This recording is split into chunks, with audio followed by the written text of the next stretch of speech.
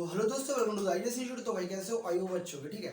तो जो आज हम बात करने वाले वो आपका वाटर सिस्टम के बारे में। भाई आप बोलोगे कि सर आप बड़े दिनों में आए, भाई सॉरी, इसके लिए मैं माफ़ करना, मैं आपसे ऐसा नहीं करूँगा, मैं आपके लिए अवेलेबल रहूँगा, ठीक है। सो आज हम बात करेंगे वाटर सिस्टम के बारे में कि भाई वाटर सिस्टम है क्या, इसका मतलब क्या, वाटर सिस्टम की कमियाँ क्या क्या हैं, ठीक है। इसी के ऊपर आज हम बात करते हैं। तो चलिए शुरू करते हैं। ओके दोस्तों, तो हम देखते हैं वाटर सिस्टम। इसे हम हिंदी में क्या कहते हैं? इसे कहते हैं वस्तु विनिमय प्रणाली। वस्तु विनिमय प्रणाली, ठीक है। आइए अब थोड़ा इसका मतलब समझते कि आखिरकार ये वाटर सिस्टम है क्या, यानी कि वस्तु विनिमय प्रणाली है क्या। सो देखो, हम बात करेंगे तब की जब मुद्रा प्रचलित थी नहीं, यानी कि मुद्रा आई नहीं थी पूरे दुनिया में, ठीक है। सो देखते हैं। सो भाई देखो, हम बात करेंगे राजाओं के जमाने की, यानी उससे भी पहले की।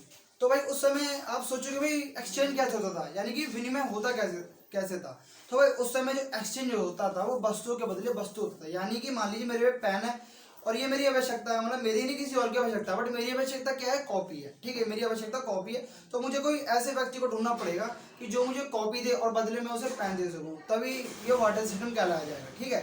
तो वाटर सिस्टम यानी कि वस्तु के बदले वस्तु, यही वाटर सिस्टम का मतलब है। वाटर सिस्टम वाला समझ गए। अब हम समझते हैं इसकी कमियां कौन कौन सी थी, यानी हम इसे ड्रॉबैक्स, इसके ड्रॉबैक्स कौन कौन से थे। वाटर सिस्टम वो वस्तु के लिए वस्तु। अब हम देखेंगे इसकी कमियां कौन कौन सी थी भाई, कि वाटर सिस्टम क्यों खत्म हुआ, अब भाई क्यों नहीं है वाटर सिस्टम। अभी भी है कई जगह, बट बहुत जगह नहीं है, बहुत कम, लाइक जो बहुत छोटे छोटे एरिया है उसी जगह ये सिस्टम चलता है, लेकिन जो विकसित देश है वहाँ बिल्कुल नहीं चलता, ठीक है। तो आइए हम इसकी कमियां देखते हैं। ओके भाई, तो इसकी टोटल 3 कमियां हैं। पहली आपकी है lack of a common unit, sorry हाँ, lack of a common unit. और सेकंड है आपकी double coincidence of want, double coincidence of wants, ठीक है। और तीसरा आपको कौन सा था? Difficult of future payment, difficult of future payment and contractual payment, future payment और कंट्रेक्चुअल पेमेंट, ठीक है।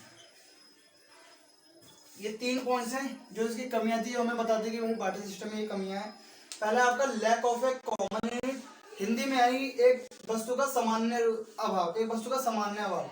दूसरा आपका डबल कॉन्सिडेंस ऑफ वांट्स, यानी कि आवश्यकताओं का दोहरा सहयोग। तीसरा आपका है डिफिकल्ट ऑफ फ्यूचर पेमेंट और कंट्रेक्चुअल पेमेंट, यानी कि भविष्य में किए जाने वाले ठेके या ठेके संबंधी सुविधाओं में कठिनाई है, ठीक है।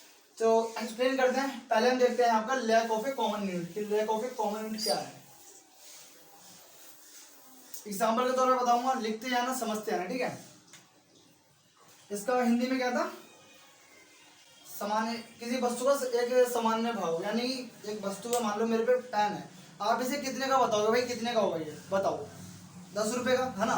बट क्या वाटर सिस्टम में ऐसा था?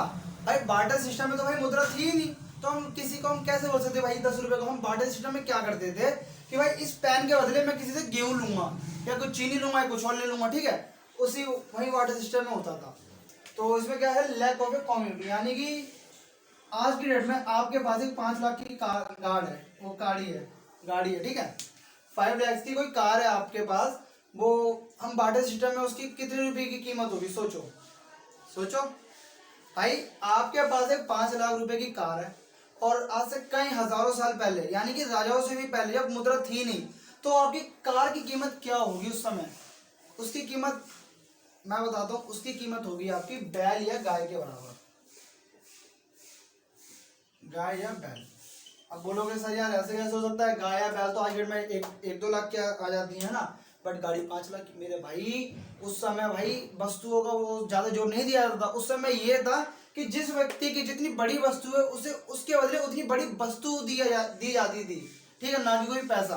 भाई आज डेट में 5 लाख की आप गाड़ी फेंकोगे आपको 5 लाख मिल जाएंगे, लाइक 4 लाख भी मिल जाएंगे, बट ये गाय नहीं मिलेगी आपको। यानी कि आप गाड़ी के बदले गाय थोड़ी लोगे, नहीं लोगे, है ना। बट भाई बाटर सिस्टम में यही चलता था, जिससे हम देख सकते हैं भाई बाटर सिस्टम कितना पिछड़ा हुआ था। अब सोच सकते हैं कि भाई मेरे पे पेन है, मुझे पेन के बदले भाई पैसे चाहिए आज के समय में, पर बाटर सिस्टम में मुझे क्या चाहिए था? मुझे पेन के बदले चावल चाहिए, ठीक है। समझ गए ना? नहीं समझे तो बता देना कमेंट में, मैं आपको एक और बता दूंगा, ठीक है। सेकंड पॉइंट कौन सा था बताइए भाई? सेकंड था आपका डबल कोइंसिडेंस ऑफ वंस, ठीक है, कोइंसिडेंस ऑफ वंस यानी कि आवश्यकताओं का दोहरा सहयोग।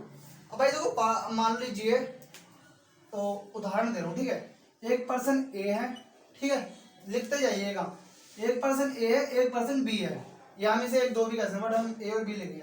ये पर्सन ए है, इसे आवश्यकता किस चीज की है? चावल की। भाई पर्सन ए को किस चीज की आवश्यकता है? चावल की। बदले में उसके पास देने के लिए क्या है? गेहूं। ये जो पर्सन है इसके पास गेहूं का भंडार है और इसे चावल चाहिए उसके बदले में। और वही पर्सन बी, इसके पास क्या है? चावल। इसके पास चावल भरपूर मात्रा में हो, भरपूर मात्रा में, और इससे आवश्यकता किसकी है? क्या नाम है आपकी? गेहूं की। अब इस सीन में क्या होगा कि भाई ये पर्सन ए पर्सन बी के पास जाएगा, यानी कि बातचीत करेंगे, हाँ जी भाई देखो भाई मेरे पे गेहूं है, मेरे को और चावल की आवश्यकता है, और आप पे चावल का भंडार है, आपको गेहूं की आवश्यकता है, तो हम दोनों एक दूसरे से एक्सचेंज करते हैं, तो इसी को हम बार्टर सिस्टम कहते हैं। बट भाई कभी कभी क्या होता था, मान लीजिए पर्सन ए को चावल की जरूरत है, देने के पास गेहूं है, और पर्सन बी पे चावल तो है, बट इससे आवश्यकता किसकी है? चीनी की। तो आप मुझे बताओगे ऐसे में वाटर सिस्टम यानी कि विनिमय प्रणाली सिद्ध होगी?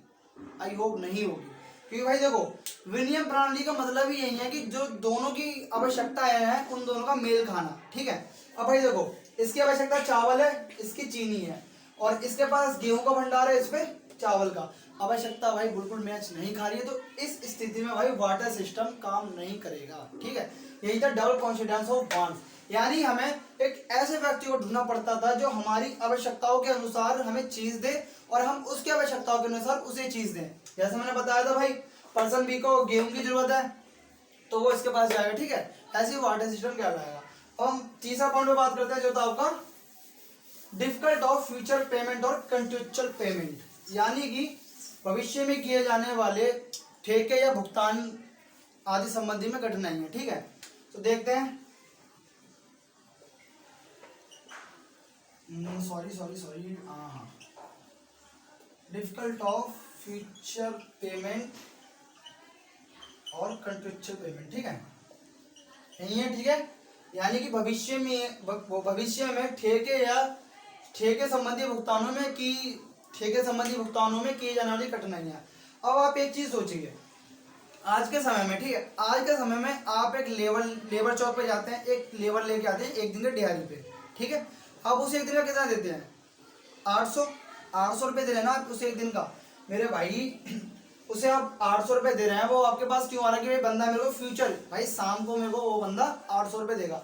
बट क्या वाटर सिस्टम ऐसा था? बताइए, आपका आंसर ना होना चाहिए, ठीक है। वो क्यों? भाई देखो वाटर सिस्टम में व्यक्ति आपके पास क्यों आता था कि भाई उसकी आवश्यकता मेल खाए।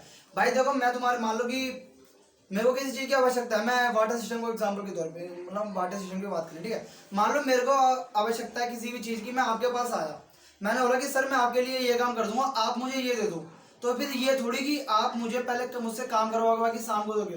भाई वाटर सिस्टम में ऐसा बिल्कुल नहीं था। आज चलता है, आज के समय में चलता है, वाटर सिस्टम में ऐसा बिल्कुल नहीं था। वो इसलिए नहीं था कि भाई जो उसमें होते थे ना, जो व्यक्ति होते थे अपनी आवश्यकता के अनुसार जो जाते थे किसी व्यक्ति के पास, उन लोगों का कहना था कि भाई मैं आपके लिए अभी चीज जो आपको करवाना मैं अभी कर दूंगा, उसके बदले आप मुझे अभी दीजिए जो मेरी आवश्यकता की वस्तु है, ठीक है। फिर एक पॉइंट ये भी आता है कि मान लीजिए हम ठेका लेते हैं, हम मान लीजिए कि कोई घर बनना है, तो मैंने उसका ठेका ले लिया 50 लाख 10,000 जो भी आप मान लो मैंने घर का ठेका लिया 1 लाख रुपए में, ठीक है। 1 लाख रुपए मैंने उसका ठेका लिया, और भाई वो मैं उससे फ्यूचर में पैसे लेते रहूंगा आराम से, लाइक मैंने 2 दिन काम करा फिर पैसे ले लूंगा, 4 दिन काम करा फिर उसके बाद पैसे ले लूंगा। बट क्या वाटर सिस्टम ऐसा था? नहीं था। पूछो कैसे?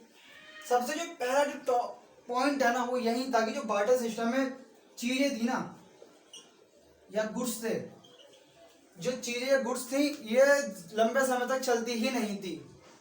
भाई पैसा तुम आज के समय में बचा लोगे, लंबे साल 2 साल चला लोगे आराम से, 10-15 साल पैसों को, लेकिन भाई चीजों को नहीं चला पाओ। कैसे? अब देखो मान लीजिए आपके पास टमाटर है, ठीक है, आपके पास टमाटर का गोदाम है, आपने एक बंदा मंगाया किराए पे कि हाँ जी भैया तुम हमारे पास आ जाओ, मैं तुम्हें टमाटर दूंगा 1 हफ्ते बाद, ठीक है। अब आप एक चीज सोचिए, क्या आपको 1 हफ्ते टमाटर वो सही मिलेंगे?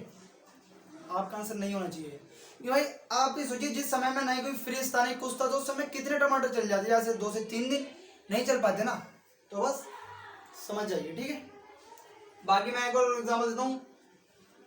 मान लीजिए आपके पास गेहूं या चीनी वगैरह, वाटर सिस्टम में आपके पास गेहूं या चीनी वगैरह ये भी चीजें थी, ठीक है। सो देखो, गेहूं और चीनी, भाई इनमें भी कीड़े वीड़े लग के खराब हो जाएगी ना, हो जाएगी ना। हाँ, तो भाई इसमें वाटर सिस्टम में यही होता था कि भाई फ्यूचर में जो की जाने वाली पेमेंट होती थी उनमें बहुत ज्यादा डिफिकल्ट, वो मतलब वो पेमेंट बहुत ज्यादा डिफिकल्ट थी, ठीक है। तो आई अंडरस्टैंड, आप समझ गए होंगे ये 3